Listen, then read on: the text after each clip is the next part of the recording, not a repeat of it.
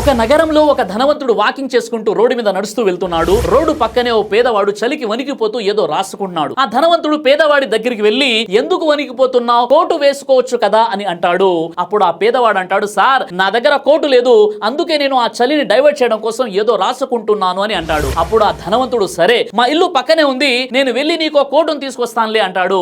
ఆ విధంగా ఆ ధనవంతుడు ఇంటికి వెళ్లి ఏదో పనిలో పడి మర్చిపోతాడు. మరుసటి రోజు పొద్దున్నే గుర్తొస్తుంది, కోటు తీసుకొని ఆ పేదవాని దగ్గరికి వస్తాడు. ఆ ధనవంతుడు వచ్చే లోపే ఆ పేదవాడు చనిపోయి ఉంటాడు. అతని పక్కన ఒక పేపర్ లో ఇలా రాసి ఉంటుంది, మీరు నాకు మాట ఇవ్వనంత వరకు నేను మెంటల్ గా చాలా స్ట్రాంగ్ గా ఉన్నాను, మీరు మాట ఇచ్చిన తర్వాత నా బలం, నా కాన్ఫిడెన్స్ తగ్గిపోయిందని చెప్పి రాసి ఉంది.